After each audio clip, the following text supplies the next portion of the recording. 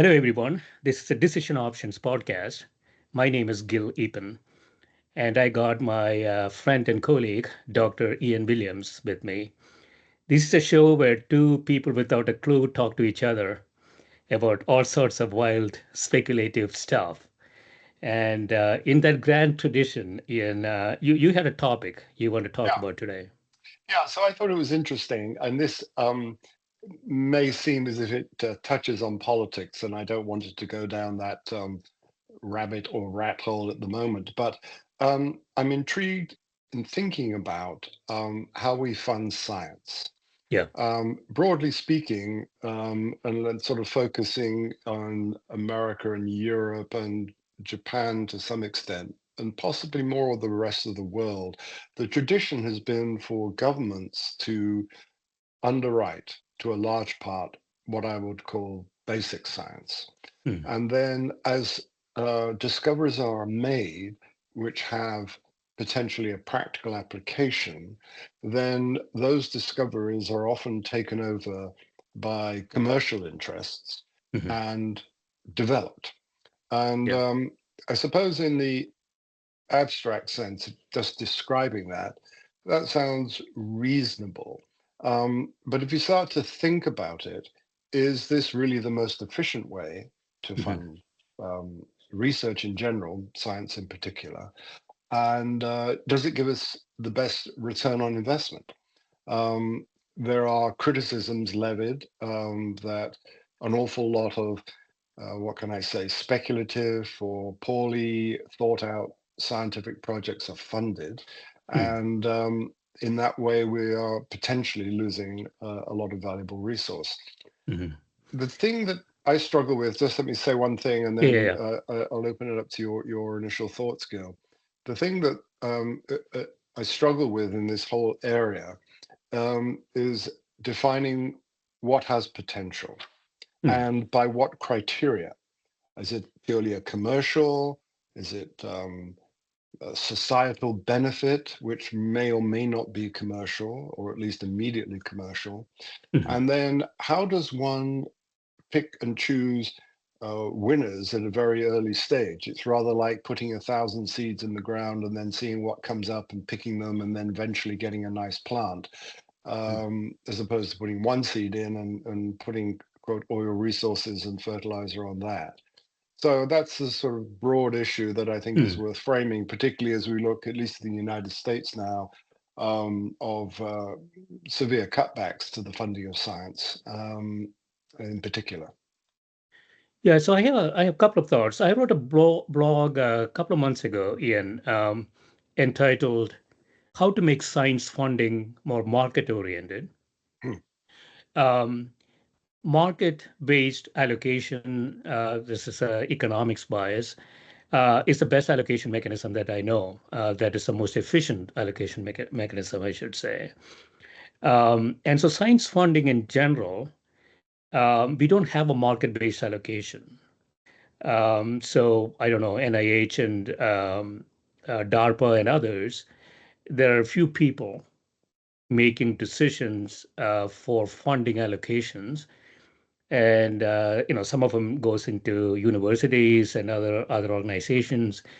So the question I was asking is, can we set up sort of a market for science funding? Hmm. I don't know exactly how to do it. Hmm. But I think all the characteristics are there, right? So there is a demand and there is a supply. But how do we get a large population or large number of stakeholders come together? So, for instance, suppose NIH, I don't want to pick on one agency, but I'm just using it as an example. Suppose NIH puts out their funding possibilities out there and let the public react to it, vote on it, so to Hmm. speak. Right. Um, Now, the challenge against this idea is that the public doesn't know anything about what NIH is doing. That's a problem. But my experience in financial markets have been that it's not like you need experts to get to an efficient decision. You just need a large number of people. So wisdom of the crowds is very, very effective in many markets. So suppose NIH publishes all their funding possibilities and let the public vote on it and let that determine what the allocation should be. Do you think something like that might work? Well, you raise interesting points. It's a seductive argument. However, I think there are some faults in it.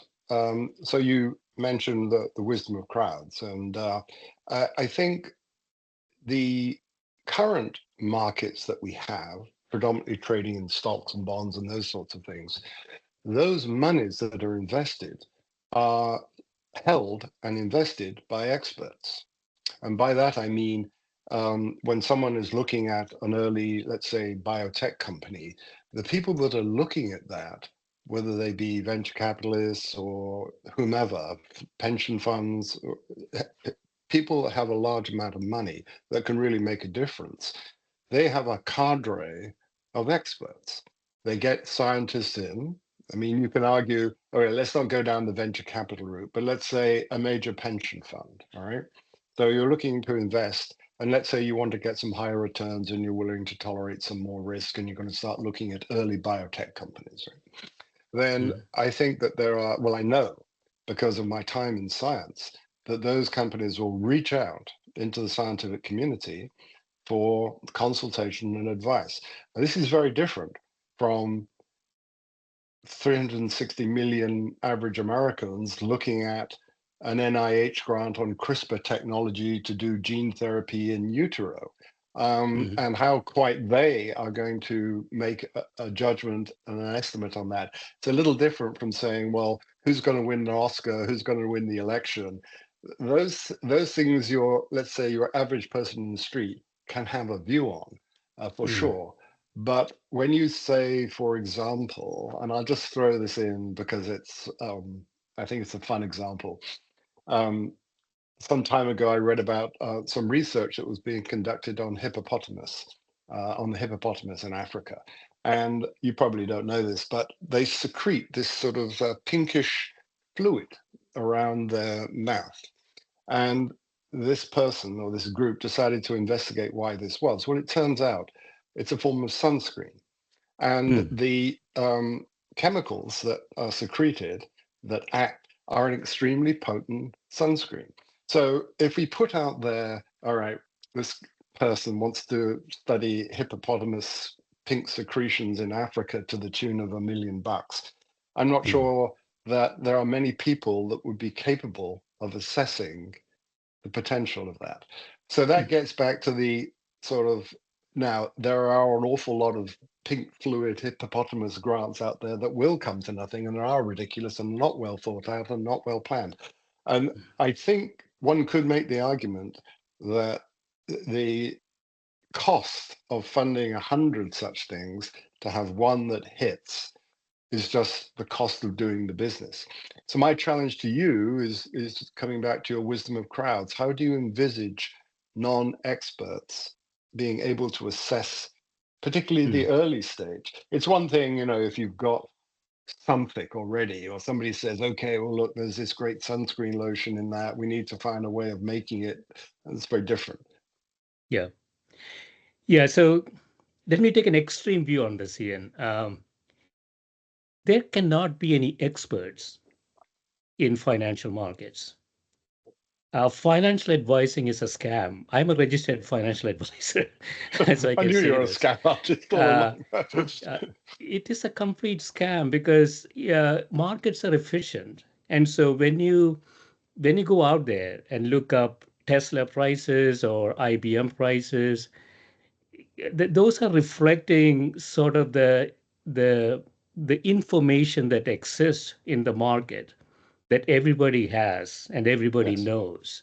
right. And whether you went to Wharton or Stanford and did all sorts of finance stuff and now you're an expert, there are no experts. There cannot be any experts in financial markets. This is a complete myth Let me that challenge that people. because, Okay.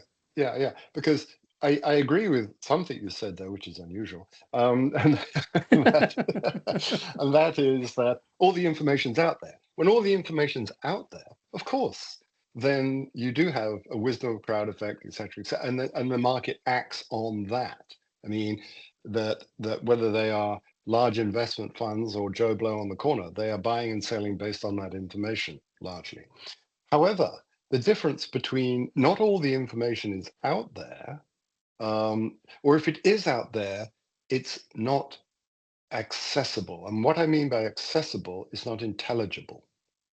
So if somebody writes a grant, and it's some fairly esoteric stuff, then it does require many years of scientific training to even Mm. be able to read it, much less understand it and make a judgment on it. So whilst the information is out there, it's published in journals and whatever it may be, I don't think it is out there in the sense of being accessible to people, to the majority of people. Yeah, so you're assuming, Ian, that information is needed. So Yes. so go back, so think about our previous employer, how we all made decisions. Decisions are largely driven by intuition. It is not driven by analysis, it's not driven by expertise, it's not driven by all sorts of, What is um, intuition? intuition is somebody saying, hey, this seems to be I better know than what that I know thing. what the definition is, but I Yeah, yeah. mean Uh, practically, what is that? How do you think that comes about? Is if somebody, a boss, a decision maker says, "Well, my gut tells me this is the way to go." yeah. How do you think she or he is making that? Just plucking it out of thin air. I don't. And Well, so no, so that would not be intuition. That would just be picking a ball out of a machine. It's red or it's black, yes or no. I don't think that's true. I think that intuition, there are there is an experiential um, complement of knowledge that, whilst it may not be immediately applicable to the problem in hand, informs your feelings, be it subconscious and then ultimately conscious. It's the same way you're looking at somebody when they're talking and you decide, she's lying to me, or he's not telling me everything that he knows about this. You can't say it's based on any one particular thing they say or do, but you mm, just have that feeling. I mean, that's intuition, and I think that's valid, but I think it also will disaggregate down to experiential.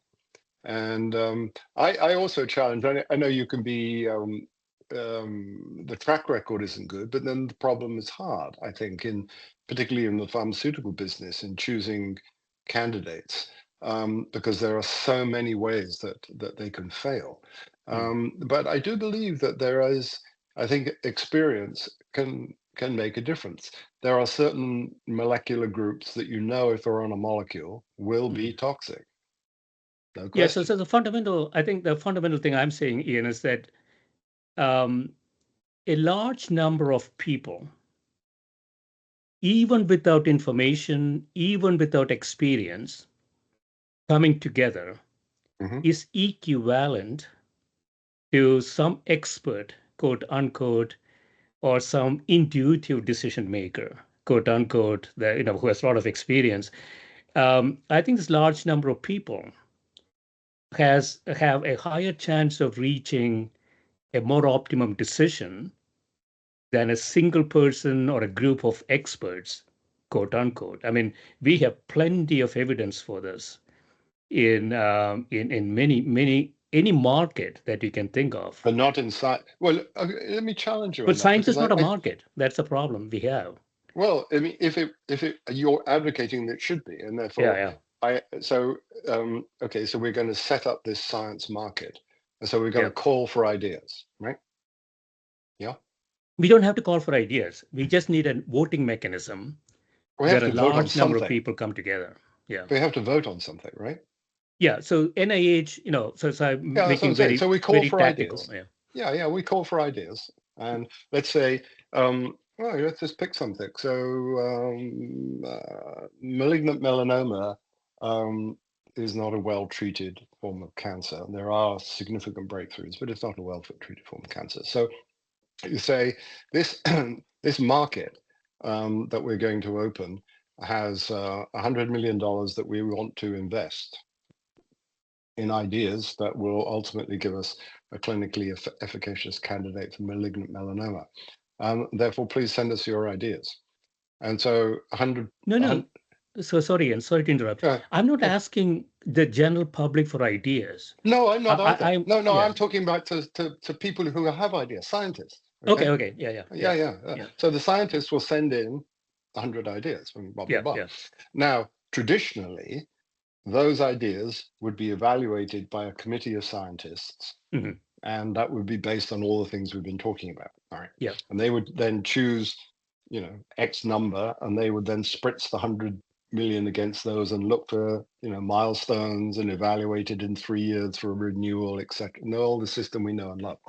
But yeah. you're advocating, I think, so you send it out there to, I don't know, 100, well, it's open. Anybody can vote if you're a registered Anybody voter. can vote. Yeah. Anybody can vote. So do you really, I mean, this is not an experiment that's been done, but do No. you really believe Yeah. that the anybody can vote versus um, half a dozen or 10 or 20 expert scientists in this area, cancer oncologists and molecular biologists, um, there will be a better decision from the. Absolutely. And why is Absolutely. that?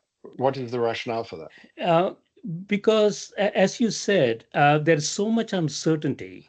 It's not like the expert who has a PhD from No, Harvard knows which molecule is no, going to succeed no, this way no, or the no. other, right? So Yeah, yeah. there is significant uncertainty, Hmm. and when there is significant uncertainty, we have shown that at least in financial markets, when there are a large number of participants, you get to more efficient decisions.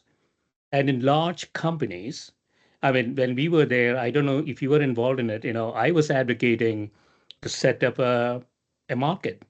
Hmm. So rather than, people in C-suite saying that molecule is great for this Yeah. or that, I mean, this would have been a no-brainer because in that case, the people who vote are scientists. I mean, this Yes, company I has would I tens would and endorse that tens. Yeah, 100%, 1,000%. But that's yeah, just playing to my argument. I mean, there you're yeah, taking a cadre of 3,000 scientists who are highly trained and yeah. selected, But that's judging as not a opposed to. necessary condition. That's not a necessary condition. Well, I see Yeah, that's where I struggle, and you're making these assertions, so I want to double click on that. yeah. So if you open it to, let's pick a number. Let's say how many. What's the incentive for people to look at this first of all in your system? Say that again. Sorry. What is so? On the one hand, we have a small, a couple of dozen scientists reviewing it. On Yeah, yours, you've got, and I'm not quite sure how many or who. Or tens okay, and but tens and hundreds of thousands, let's say. okay, Yeah. what's the incentive for them? So this is a cultural change, right? So Mhm. I want to take the same idea to. So there are two things here. I think we're going a little bit on a rabbit hole here. So there's a ranked choice voting, which is you're not saying this is the thing to do, but rather given a set of choices, you're going to rank them Mhm. from 10 to 1 or whatever, you Mhm. assign a rank to it. All right. And we're going to add them all up to see which one got the highest Mhm. number. Right. And I want to do the same thing for political voting. I know that you don't want to Yeah. talk Well, about let's not go to politics. that side. Let's stick on Okay. this for a moment because Okay. this is All right. this is this is where we are. All Yeah. right. So that, but I still ask my first question. Um, who are these people, and how will you encourage them to do this? It would require a cultural change. So, in the sense that there has to be an education program that says, "Hey, we are going to put these decisions in your hands." In your hands, meaning 330 million people, Americans in the U.S., for instance, and we're not asking you to do anything. All right. But if you get interested, yeah, go out there, go out this website, xyz.com or Mhm. .org or .gov, and you take your 100 points and you allocate it Mhm. across different things. So one says, okay, I'm going to go out and cure melanoma. I'm going to, I don't know, do some genetic testing based diagnostics or Yeah. Yeah. whatever. Whatever. Whatever. Right. Yeah. Yeah. So I, So, I want well. anybody who has time to go do it. Mhm. Yeah. Okay. No incentive. So No incentive. no. Okay. That's what I Yeah. wanted to clarify. Yeah. So no incentive. So, and if we take the average American voter, Hmm. um, and maybe you have these data in your head, but I don't. But I don't know. Um, of the average American voter, what percentage have been to college? What percentage have any scientific training? I know you say it doesn't matter, but I just Yeah, want to try and get this. If we can think about, there will be a whole spectrum of people. Most people won't do it. They just won't. They won't even that's vote. Okay, I I would mean say even that's vote in fine. political elections, let alone this. Yeah. And then so people that say, okay, well this is new. Let me look at this. Um, then it might as well be written in Urdu or Spanish, not Spanish, but I mean some language that's totally um, unreadable. So there's just no. I mean, they can't even read it. Yeah. So Okay, so those all. So then, is their vote still useful? yes, absolutely. Yeah. Okay, and Absolutely. Yeah. so if there is if for some reason maybe there's an anti-elitist feeling that's rife, and so we'll get tens of millions of people saying, well, I'm going to pick the most ridiculous sounding title. I can't understand anything about these proposals, but if it's got, hippopotamus in the title or whatever, I'm going to choose that one over this one. And so and it will dilute out any, my preference of having a scientific or medical insight. It will just dilute any of that out. And so we'll be in just some purely random universe, whereas we might as well pick it out of a lottery machine, right? Yeah. So you're making some big Uh-huh. assumptions there, Ian. So Yeah. you're saying the expert knows, I'm not saying and knows, he we knows have no more. evidence the expert knows anything. No, that's not true. I don't. Yeah. That's a Okay. ridiculous statement. That's a totally No. ridiculous statement. Yes, No. it is. No. Well, No. okay. So Yeah. what about you have an infected gallbladder, all right? Yeah. So you're going to a hospital, and there's a gastroenterologist with years of experience. No. No. We're talking Um, about research here. We're no, no, talking no, no, about no. what to allocate money. It's no difference. It's no As difference an whatsoever. engineer, I will know how to design aircraft better than you do. That's true. This is Okay. this is this is not So that, as a right? This we are scientist, talking about allocating why research. can't I decide a project, a series of experiments better than you? So research funding when there are alternatives. So there is a capital constraint. Excuse me, Yeah. Gil. Answer my question, because you said you can design an airplane better than me, and I accept that. And I say I can design a series of experiments to answer a question better than you. Yeah. So series of experiments, if you design it, that's perfectly fine. But if there Yeah, is funding, so I'm not going to go look for funding to say I have to learn how to design an aircraft. So at Boeing and Airbus, there are thousands of engineers who do this every day. That's their job.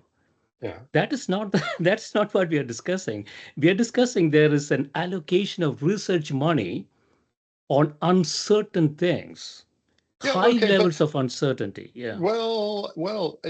it happens at through DARPA, but certainly at Boeing and Lockheed, and since you picked aircraft as an example, so they need a new fighter.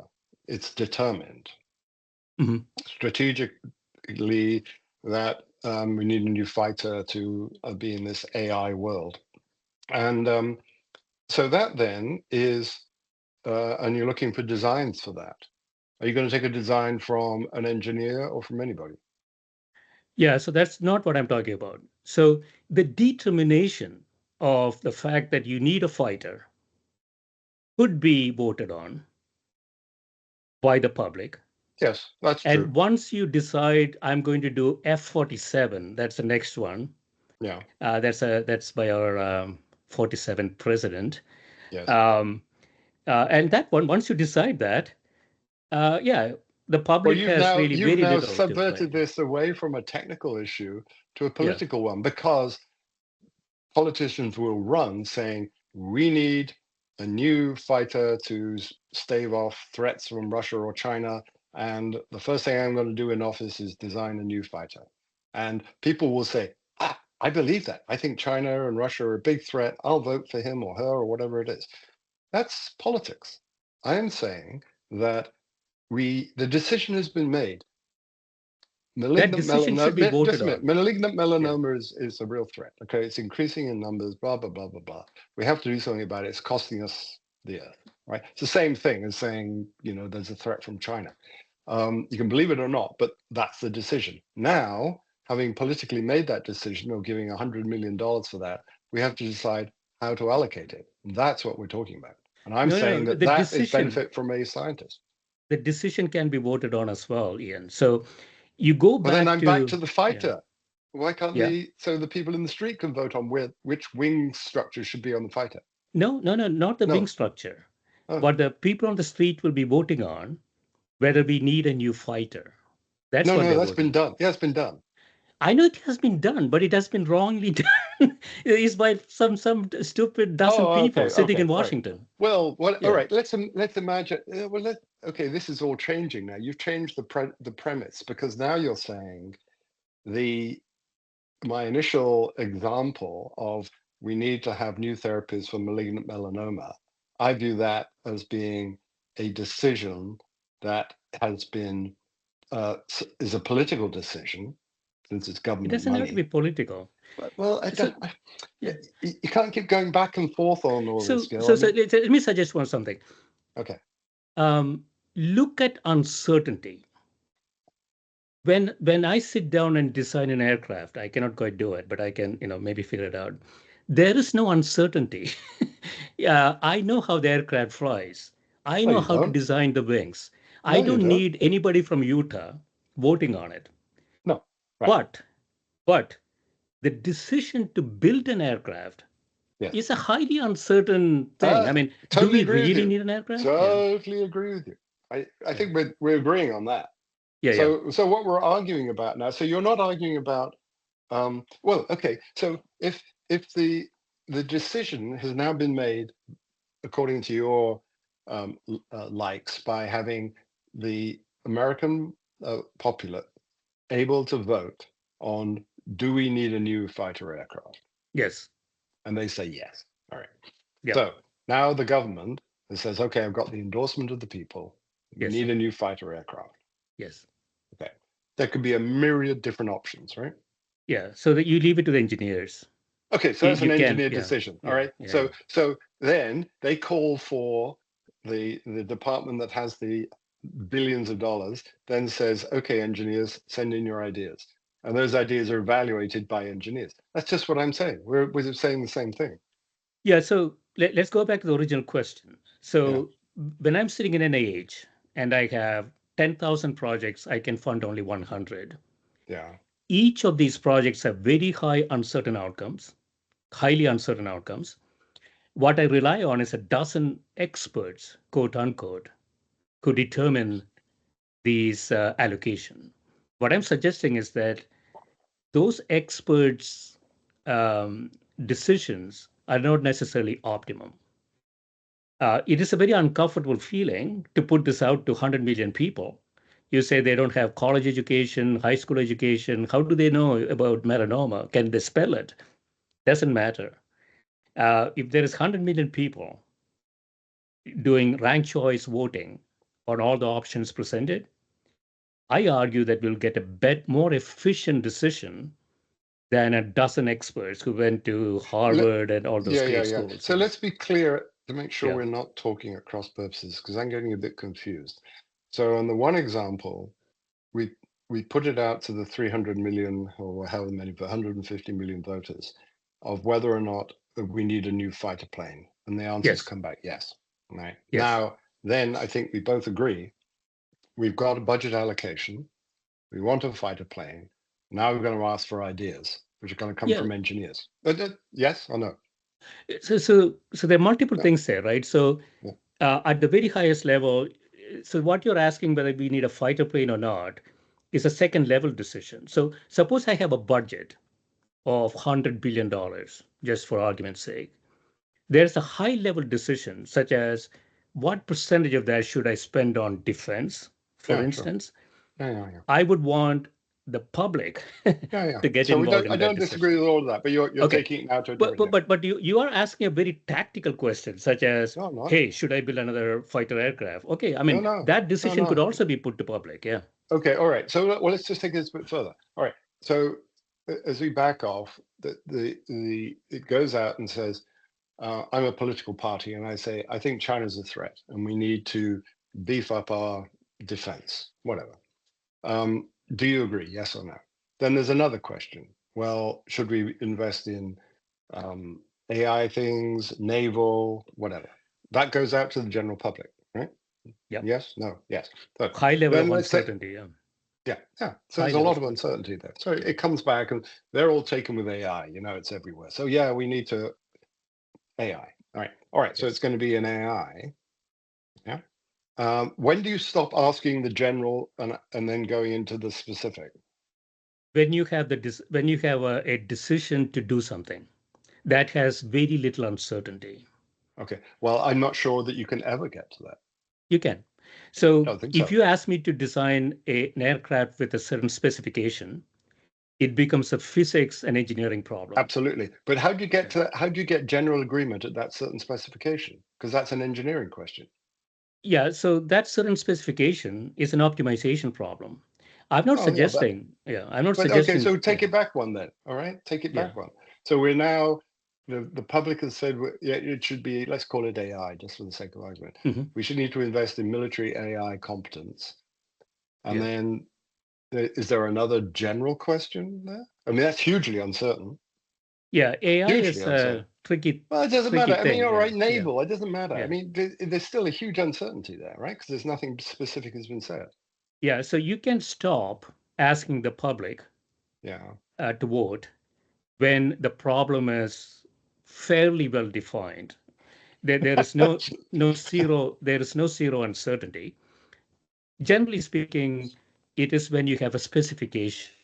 Sure. You ask a bunch of engineers, here is what you should do, go do it. Okay. At So, that point, so there is no point we've got the asking the people public. Yeah. of the American public has actually come up with specifications. No, no, they don't have to come up with specification. They're making decisions. So going back to your example, Yeah. should we have some sort of AI machine in war with China?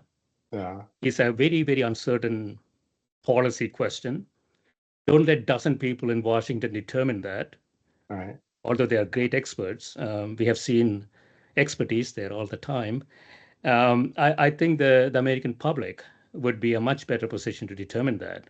So suppose, as you say, suppose I come back and say, yes, we have to devise an AI machine to go fight China. There might be additional questions there, right?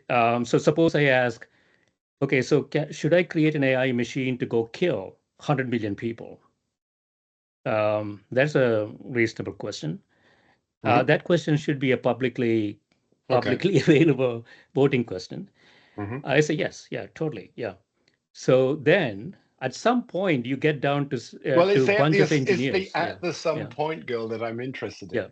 So let's keep going with this. yeah. Okay, I so don't they know come back and they say precisely. 100 Yeah, million people, killing 100 million people sounds great. Okay, next question. yeah. I don't know precisely, Ian. So you Well, see, but you see, you can't have I'm it just like this laying because out there the comes a structure, point, right? there Yeah, comes a point where there is a need, there's still uncertainty, but there will be technical expertise that can inform the decision. Because what I'm hearing from you is you say when there's any degree of uncertainty, we have to use the wisdom of crowd. yeah. There is nothing like zero uncertainty in anything. All We have right, okay, uncertainty in engineering designs. yeah. So now we are into the nitty gritty here, Ian. So Well, that's exactly where we I'm need to making, be.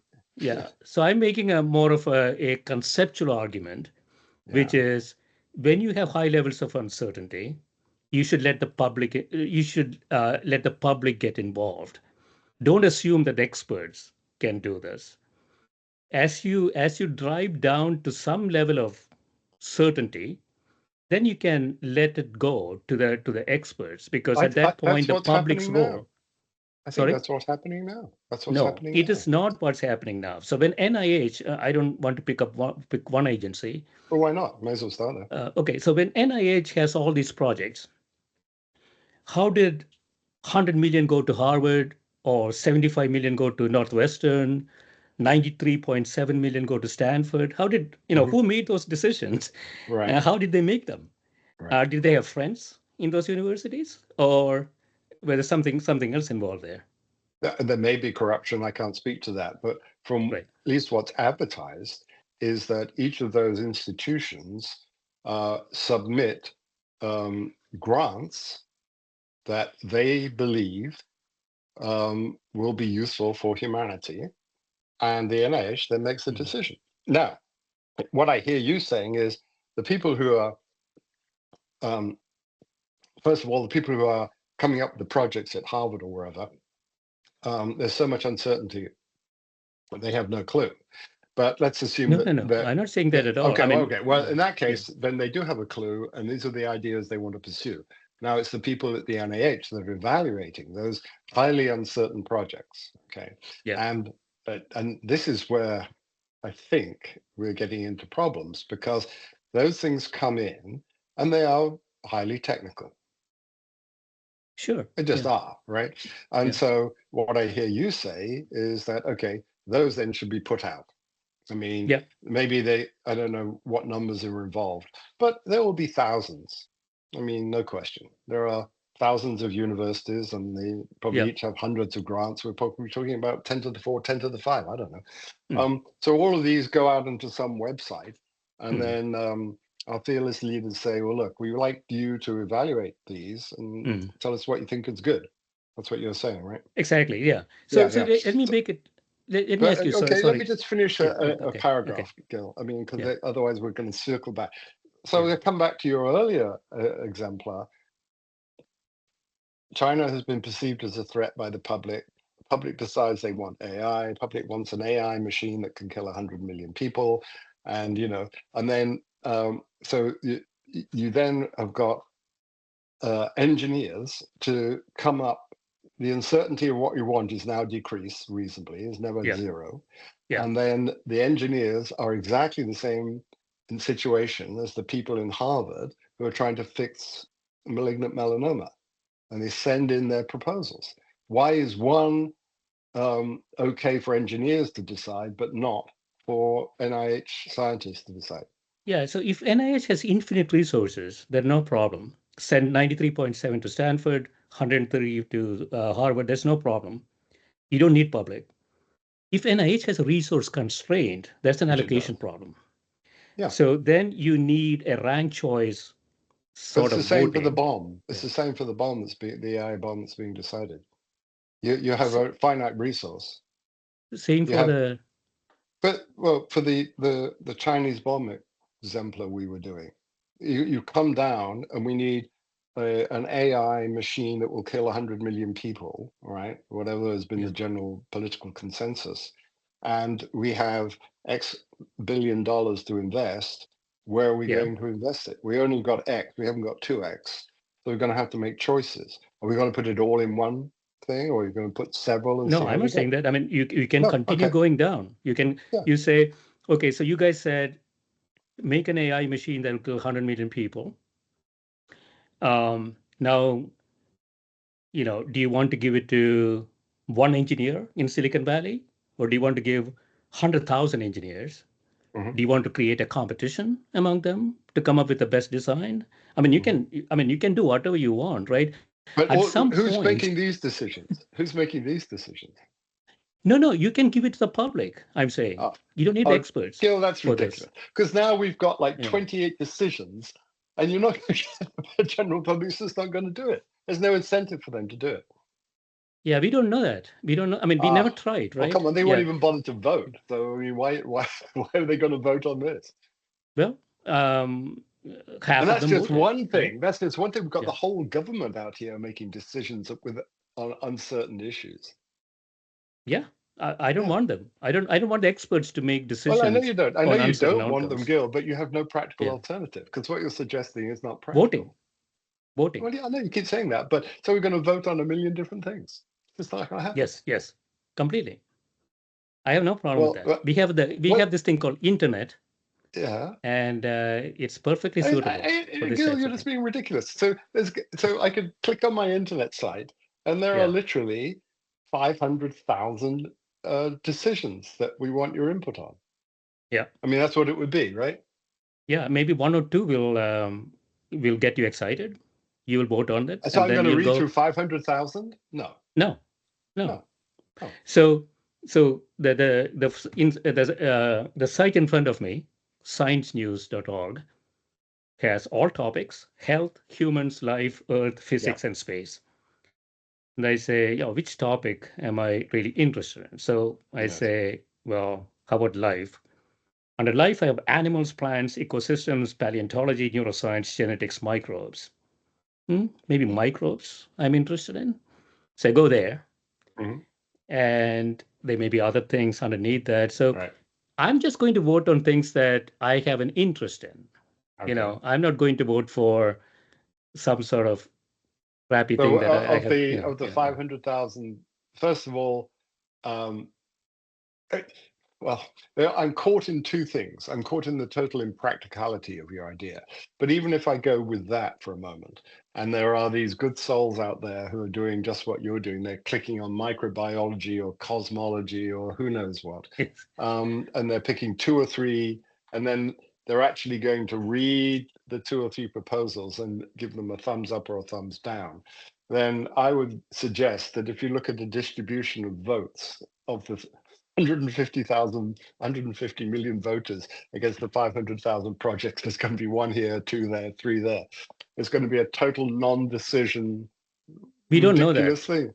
We Oh, don't know yeah, that. yeah. Okay. Well, So I think to this is anybody the listening to this, I don't think there will ever be anybody listening to this rubbish. yeah. So But this if is there is the somebody, I think you're just totally implausible. Yeah, the yeah. kernel of an idea, except that I think where we still fundamentally disagree is that perhaps we can just leave that. You think it's practical, I think it's impractical. Let's come back to this, your assertion that that when there is a significant, we haven't defined what that means, degree of uncertainty on a project, okay, that technical experts are no value.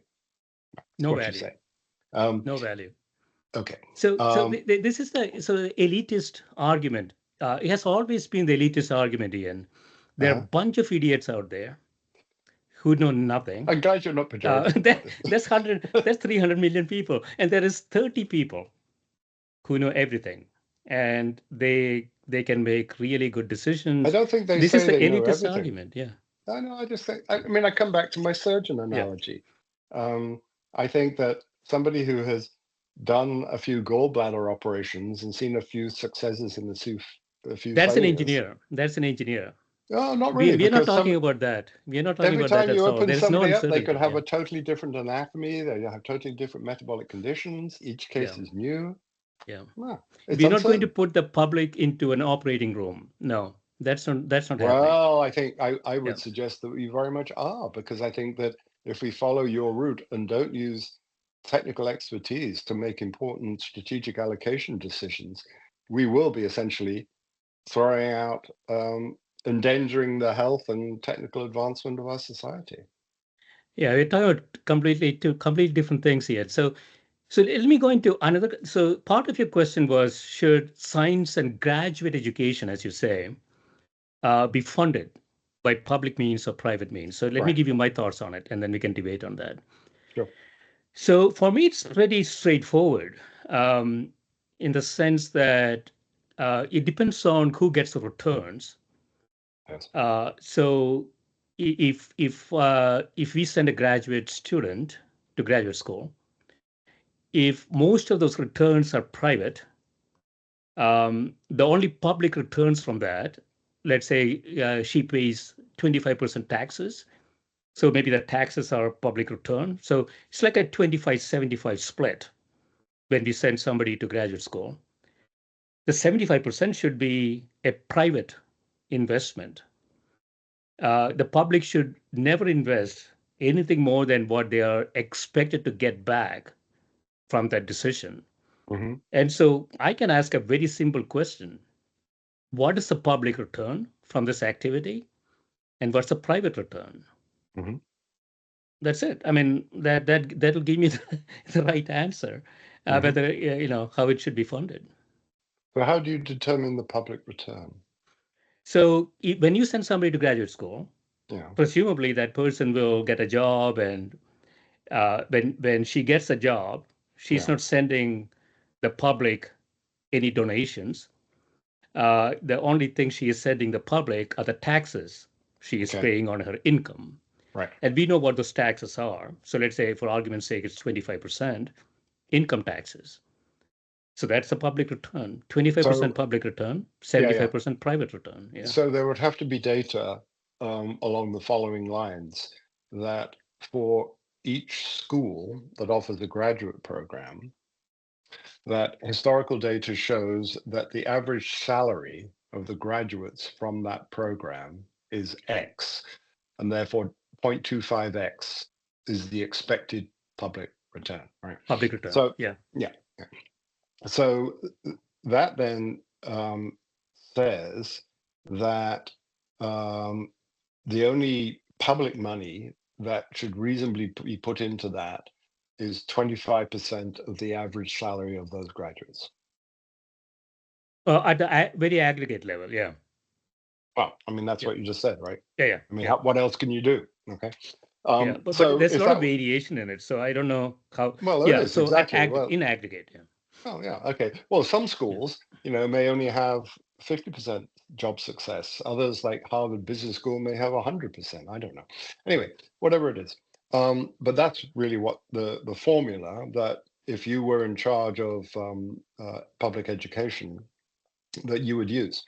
Now, that 25% will not pay for graduate education. So that 25% will not So pay. if it costs, Yeah. if a graduate to get a PhD or whatever the Yeah. degree, Yeah. if it costs $100,000, Yeah. right, in terms of everything they need, you would only pay 25,000. It's probably more complex than that. So if you look at a cash flow type thing, right? So Yeah, 100,000 negative, yeah, and then for 30 years you have some sort of income stream coming out of it, yeah, and the public gets 25% of that income stream, right, and the individual gets 75% of that income stream.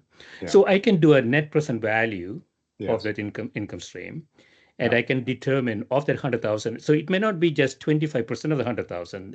hmm It's likely to be higher than that, hmm that public Well, can that's what fund. we're arguing about, Yeah. right? I mean, so and now you've introduced an extremely complex variable, and an NPV is pretty weak beer to do that. I mean, you could do a real options analysis or something on this, and maybe someone will go off and become the next Bill Gates or whomever, and others will probably end up under a bridge somewhere. And how you're going to collect all those data and optimally fund that for each school and for each discipline. But I still come back to the point: Yeah. if you feel that the private that the government, the public sector, should only fund what it can reasonably get back, you're not going to have enough money to do graduate programs. It's going to be less than it currently is. So where's that money going to come from? Yeah. So I have really thought about this, Ian. So you bring up a very interesting point. I should know this. I was trying to make it simplistic. Oh, please. Um, and so Yeah, what I you're think saying is you that, shouldn't use the adjective simplistic, because a lot of your thinking is simplistic. It should be simple. Sorry. so what you're arguing is that there is an option value Yes. to early investment Yeah. in individuals, because what we haven't considered are things like educated people have less health problems, they have better lifestyle, Yep. they tax the health system less. So Sure. we haven't taken all of those things into account. There's less Right. crime. Right. So um, I mean, you could add all this up in an NPV context, get to some reasonable answer. But it's truly, as you say, it's an options problem. It is. And Uh, I bet it would come out actually that you get something close to 150% return for all the reasons you just mentioned. I mean, it is undoubtedly the case that poverty leads to poor health, increased crime, etc., etc. And poverty is also a limiting factor on getting education.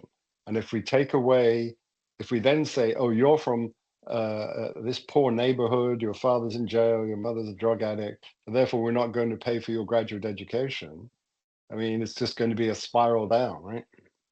Yeah. So, but there's an allocation problem here, Ian. So, if I have a resource constraint, I have to then. It's not an individual's optimization problem. I cannot say Joe and Nancy. Yeah, I will fund 150% of Joe's education, Nancy's education. I have to say, given a resource constraint, how do I best deploy that yeah, to maximize the system? absolutely. That is a pretty difficult problem, right? But So, what I tell you what the yeah, market has yeah, done, Gil, yeah. the market has done this by Ivy League school investments. Those are where you can look and see the returns are enormous. I mean, you just can. Looking at the But, graduates from there, the but money that they, the private returns are enormous, yeah. yeah, sure. But I don't Right. know. I mean, so, I don't know. I hate to pick on Harvard, but how many people graduate from Harvard? 100,000 or whatever. Those 100,000 people are all billionaires, trillionaires. Yeah, I mean, it's a small part of the population. I mean, it doesn't have any real impact on the Well, on I the mean, it's only public's an allocation. exemplar. Yeah, It's only yeah. an exemplar. I mean, the fundament. What started us on this, I think, is your assertion that um, basically education, certainly graduate education, should be privately funded. Yeah, my intuition, I don't have a lot of data on this. My intuition is that a lot of the graduate education should be privately funded Right. because the public will get high returns through high school, college. And then I go out to a graduate school to study birds and animals or solar system or dark energy. Or Some engineering, or beautiful engineering, things. financial, market analysis, Yeah, and these are all all kinds of other beautiful. rubbish that they teach at Chicago. Yes, yes. Yeah, yeah, I understand what you mean. These are beautiful things, but I don't know if the public returns on those things are not very Well, high. so Yeah. I come back to my comment from earlier. If the public is not going to fund those, they'll cease to exist. And your assertion then is we're no worse off. We should just have bachelor's level people at MDs, PhDs, blah blah blah. Just a waste of time. If I were the king today, God uh, forbid. I will focus on high school and college Yes, because we have a big problem. we do. And I will let the graduate education be funded by all those foundations. I mean, they're sitting on 50 billion, $75 billion. So you think these Uh, foundations are now going to start paying for the highly speculative investments? no, no. Maybe we should go back to a broad public decision on Fred. Should Fred go to Harvard? This is his SAT score. I mean, I'm being a little facetious, but No, no. see Just this. like, for instance, Columbia and Cornell, both are basically funding medical school students, Yeah. medical school graduates, fully funding. And that's a good model, right? So if we leave it to the foundations and the education institutions, I mean, they can come up with very interesting revenue models here. So Hmm. suppose I go out and say, you know, um, Northwestern Medical School. Let me pick on another school. They say, okay, we'll fund. So there are no fees. You go through Northwestern Medical School, there are no fees. But then we're going to take X% of your first 10 years of income. Yeah. I mean, this is an economic decision, an economic question. Sure. We can show you how it all expected to turn out. There's sort of uncertainty. Right. So rather than the government trying to do this, let the Hmm. private institutions make make it an more Yeah. optimized economic decisions because the public returns of creating another medical school or another PhD medical school graduate or another PhD or another engineer probably not very high, I would say. These I guys are don't know already that. high. Yeah, Yeah, yeah. I'm not so sure about that. And in fact, I would probably argue the opposite. And I was going to say, yeah, it's one thing. I don't disagree with something you said that you could offer an applicant free room and board and tuition, and you give us 10% of your income until you've paid back, whatever it costs, Yeah. 500,000, I don't know, whatever it is. And that's fine for physicians, although many physicians aren't making that much money, and possibly also for engineers, software designers, etc. But Yeah. outside those very limited options, Yeah. certainly I for think, certainly for basic science, I mean, there's no way you're going to know that you can be right. able to pay back anything. You're right. And I haven't thought about this yet. And so, yeah, so this will kill off. So if the university, I mean, it's up to the university actually. So suppose I say, I'm going to tax the engineers, the software engineers who are getting $100 million in signing bonus from a company called Meta. Yeah, I'm going to tax them at much higher level, Mhm. and then I'm going to totally fund, things like anthropology, history, English, all Yeah. that stuff. So what I'm trying to do is to make this a private decision Yes. where you can optimize these things. This is assuming that you have an administration that has a long-term view of education and not a segmented view of education. So the economics can be optimized that way. Um, but Let me ask you yeah, this. Let me yeah. ask you this. Let's say that were to happen. Um, that implies that a French history PhD or anthropology PhD has no value, no commercial value. I'm not necessarily suggesting that. The university will have a lot of data, right? So suppose I have a blanket sort of thing that says we are going to take 5% of.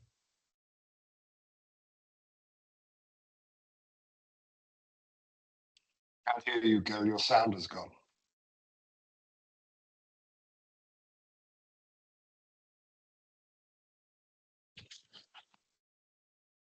Can you hear me now? Yes. Sorry. So what I was saying is that the university is going to get a lot of data over time. I mean, this won't be perfect at the beginning. And suppose I have a blanket sort of thing. We are going to take 5% of your income for 10 years, for argument's sake. And I'm going to find that, my history students, I don't know anything about what their earning potential is, or I'm just sort of Yeah, yeah. conceptualizing this, right? History students and anthropology students and cosmology students um, getting jobs or not getting jobs. So I can actually see their income levels, right? The A percentage of your income scales perfectly. So suppose I make zero, what I pay the university is also zero, right? So having a percentage of your Hmm. income is actually a pretty robust measure to do Hmm. this. Yeah. Yeah. But you have the right administration though, because this presupposes that the university is an egalitarian institution and not trying to maximize their income, because if they go that way, they say, I'm just going to have medical school and engineering school and computer Of science course. school, I mean, and that that's is it. the logical conclusion of this. So now you get into a more Soviet and possibly even Right, Chinese right, system where they're paying for everything, for science, for engineers and physicians and scientists too, but very little for anything else. And does that, so then you get into the more, a question that we have touched on in the past, and that is the, is there a value for these other endeavors, French history, yeah, um, which is something other than money, because the money one is probably not going to pay the average salary for somebody who ends up teaching French history or writing history books is not going to fund their graduate education. And now you said, okay, well, you can take that from the money that they'll be making from the physicians and engineers who have graduated to fund that. right, Well, your physicians and engineers may balk at that. They may say, well, you're taking 2% of my salary to fund this French history degree. I'm not sure or you can say, oh, well, that's a condition for coming here. We've decided we're going to do that, and so be it. Um, Tough yeah, luck. I mean, you got to get all these guys to sign up, yeah, sure. because liberal education is something that the US stood behind. When I was growing up in India, we didn't have a liberal education, quote unquote. Yeah, You went to medical school or engineering school, or you're basically done with, yeah, right, unfortunately. right, Um, and that's not something the US education really did, right? I mean, we did something very, very different. right. I have high confidence that private institutions like Harvard, Stanford, or Northwestern would do that much, much better than some sort of government bureaucrat in Washington. That's where I'm Yeah, coming from. yeah, yeah. Well, I don't know. Maybe neither of us knows too much about how graduate funding for the arts is done. Yeah, I mean, I think there are a lot of money is secured from private sources, for sure, for reasons that we both know. yeah. But I'm interested, coming back to India for a moment. So, um, do you think India suffered because of that? I mean, if Oh, there's just if completely. yeah, Yeah, yeah, completely. Yeah. So this is a grand experiment at scale yeah, of humans, a poor country. And when you're growing up, your goal is to make a living, nothing yeah, else, not right, advancing music, right, literature, art, or anything like that. I mean, you'll be dead if yeah, you try to do that. yeah, So, yeah, India suffered. yeah, And so does a lot of the developing countries, right? So, sure. um, these luxury items, art, music, literature, uh, these are truly luxury items. Hmm. And you can only do Well, are they? them. That's the question. Because you said Yeah. India suffered, and Yes. you chose that. You said that word. Well, I Yeah. would argue if India suffered, then this is not a luxury. You don't suffer from the lack of luxury.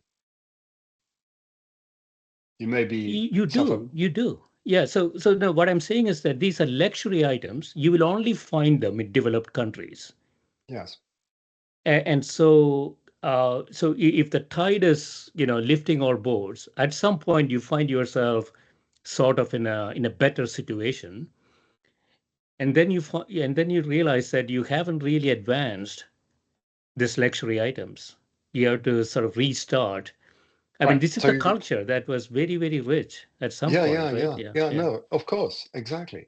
Um, and so that's why I'm interested. So if in, I don't know, post-independence to maybe even today, there has been a dearth of funding in India of, let's just call it the arts.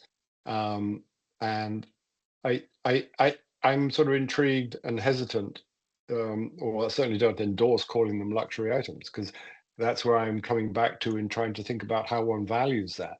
I Mm, mean, if you put a pure rupee value on it or dollar value, then yeah, it's hard to see. It's not because as for example, I'm on the board of an art museum. It's extremely difficult to mm, convince the local community and business community of the dollar value of this of us to the society. mm, And we try things like saying, well, if there's a museum here and you want to bring in some talented people or this, that, they will like the idea that we have a museum and that there are going to be arts mm, productions and music and things like that. But does that translate to giving us $1,000? Not really. So it, I think that's where. So if we press this a little further, it gets us back to where we started with all this. That historically in England, where I grew up, same time sort of time that you did, there's an enormous public funding of the arts. All the yeah. museums are free. They buy art to keep it in the country, etc. And I, I I intrinsically feel that that becomes attractive, that there is some value in it, but maybe it can't always be uh, equated with a dollar. And I'm Mm, not sure how to ascertain that value. Maybe it's happiness in that very difficult concept, satisfaction, maybe it is, lack of mental health issues. Yeah, of course, they all come back to dollars eventually, I suppose. It's very hard to talk about the value of something without bringing it back to dollars. Yeah, so if I abstract this problem a little bit, so the problem we have is that we have 8 billion people segmented into 200 countries. And if I were the emperor of the world, I'm hoping one day Mm. I would It's be. going to come soon, I know. Yes, it is a global optimization problem. And so I segmented myself to 200 countries for economic benefits. 10 of these guys make most of the money, the other 190 looking for food and water, unfortunately. Um, yeah, there is no value to luxury goods to these countries currently because they have to get Correct. over their Sure. difficulties, right? Right. Meanwhile, the 10 countries are sitting there, oh, we have to advance music, literature, art. Yeah. We have to get hundreds of millions of dollars into this. Look at the Right. value. It's Yeah. no, Yeah. Yeah. it's not really adding value to the Right. to the 8 billion people. Yeah. It's Yeah. Yeah. adding Well, value to a very that's a small very percentage. Yeah. yeah, that's a very interesting point, and I concur with you. And I've thought that one of the a lot of the friction that we're feeling in the Western world now around the rise of authoritarian politics is because the internet and globalization has started to level the field. And Yeah. so China has come up, Vietnam, India, they're all increasing based upon their productivity and exports. And these people Right. up here now are sinking, right? And they don't like it. It's Yeah. it's if you have to give up something, you feel pretty bad. Gaining something, oh, that's not so bad. And so you could say, well, that's just the way it should be until we're all at this level. And Mm. then we can start asking the questions, well, can we put more into arts? Yes. And it goes up for everybody. Yeah. I Yeah, totally agree with that. Yeah. yeah, yeah. Because the objective function is different for these 200 countries. Yes. Um, and we don't have a common objective function. No, That's we the don't. issue. So Absolutely each not. each of us are locally attempting to maximize, Yes. and most of us don't even think about the other 199 because it's not in our mental bandwidth. Yeah.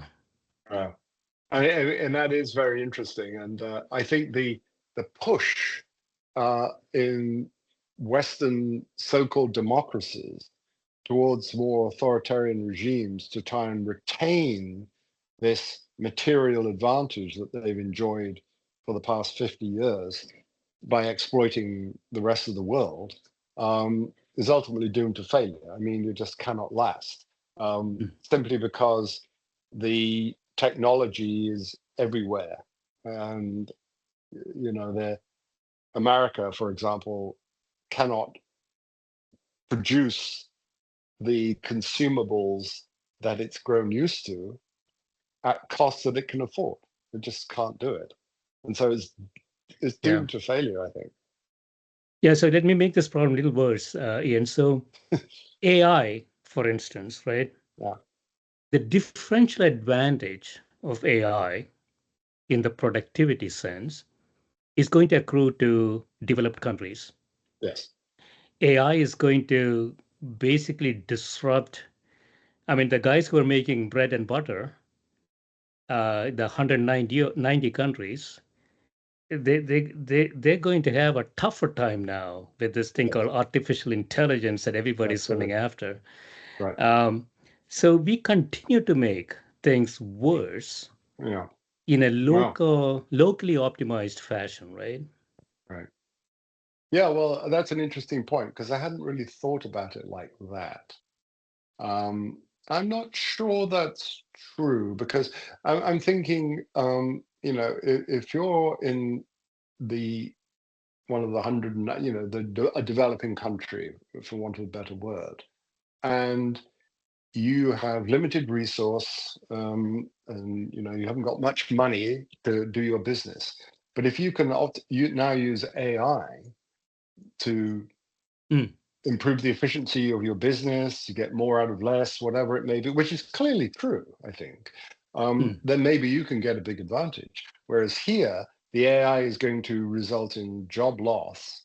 So we're then back to the issue.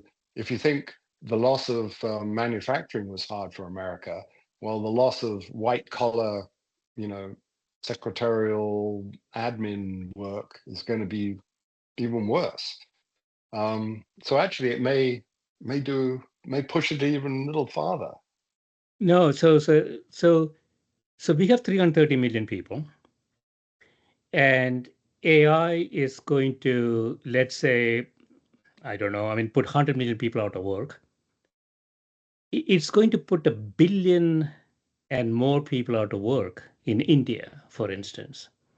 Is it? Why? Um, I mean, if all this, I don't know. I mean, I don't know what's meant by AI, by the way. So I'm just making Yeah, all yeah, this yeah, up. yeah, yeah. I Um, suppose you're right. I suppose yes, because there are an awful lot of bureaucrat, typing stuff in and everything there. Sure. Yeah. So that would be, yeah. All right. So yeah, maybe it will be worse for them. Don't know. Interesting. I think my intuition is that it's going to be much worse for developing Yeah, countries as this yeah, technology advances. yeah. Um, Especially if, so the Scandinavian countries have already moved into, minimum guaranteed income Yes, type policies. So, if you're 8 million, 9 million population, Sweden, Norway, New Zealand, or something like that, you can implement those policies. yes, And if you have minimum guaranteed income, you can accrue some of the AI returns to a yeah. larger population. Now, Right. that's not going to happen to India and China. No. You're Right. going to drive a billion people further into Yes. poverty. Yes. Yeah. Well, I mean, the moral and ethical consequences are huge.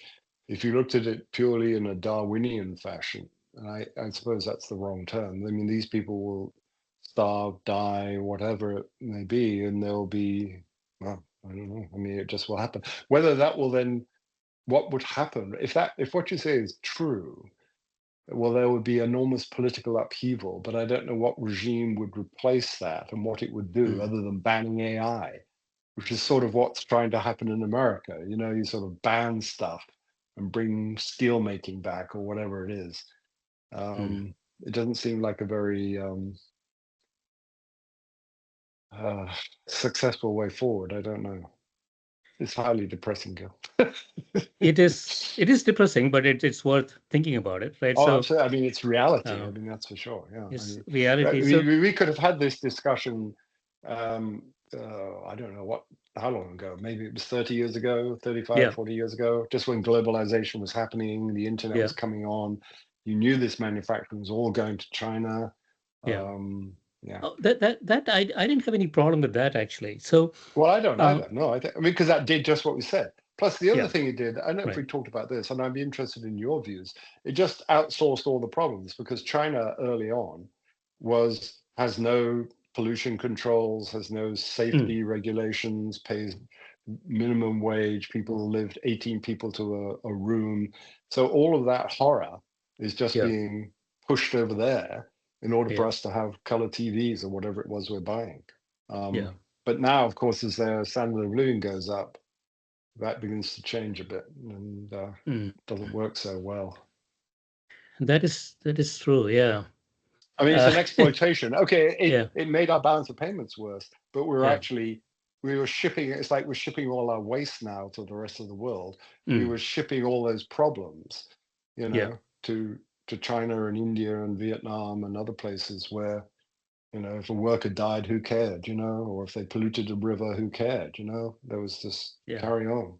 And So let's end on an optimistic note. okay, good. Well, not quite optimistic, actually. I Let didn't think me so. let me try this anyway. So we know that population growth rates have declined quite dramatically. Yes, We thought human population all around the world will peak around 2100, but yeah, the latest estimate I saw from United Nations is more like 2050, yes, I saw that too. at about 9 billion or so, Yeah, 9.5 billion. and then rapidly decline. Yes. So in about 50, 75, 100 years, human resource could become the most valuable resource Mm, on Earth. mm. And immigration policies will be completely in reverse. Yes. You say, I'm going to give you X dollars to come to Yeah. my country. Well, that's sort of It's going happening to be, already. I mean, yeah, Trump is offering premiums to, yeah, but only for very select I people. Yeah, understand, for very select, yeah. but the principle is like, okay, give me your best and brightest, but keep away the great No, no, unwashed. not the best and brightest, just the one with a Anybody. lot of money. Yes, Well, yeah, yeah, that's what he's doing. But I mean, yes, ultimately, it may come back to that. But yeah. uh, I actually, you said that human resource will be very valuable. Well, you could argue that humans won't be very valuable. Who needs humans? I Hmm. mean, maybe that's the consequence. So, and maybe there will be a continual decline. Um, and I mean, I'm not suggesting that machines will quote take over. Hmm. But if the vast majority of work and creativity, I was just reading in the New York Times today, uh, an artist was articulating how AI has eroded his income. You know, Oh yeah, yeah. I mean, you know, he would draw cartoons for this and diagrams for that and this and that. Now all that's just done on, um, and okay, so maybe he's not Rembrandt, but he was making a living doing that, you know. And the same is going to be true for films and everything. So yeah. I think, yeah, a Let me lot put of, another thought. So there was an MIT article that came out 2 days ago that showed that there is a huge cognitive decline in humans who use this LLM yeah, yeah, stuff, okay, um, which is, yeah, after you get addicted to it, yeah. you You don't have to stop think thinking. anymore. You don't have No, to well, think that's always anymore. been the Yeah, argument. No, people can't yeah, drive now. If they, to get to the corner, they have to use their GPS, you yes, know. yes. I think this All is right, where Gill, we're on that headed. happy note. Okay. Excellent. Yeah. Nice Excellent. seeing you Good again. fun. Thank Yeah, you. take care, my friend. We'll see you.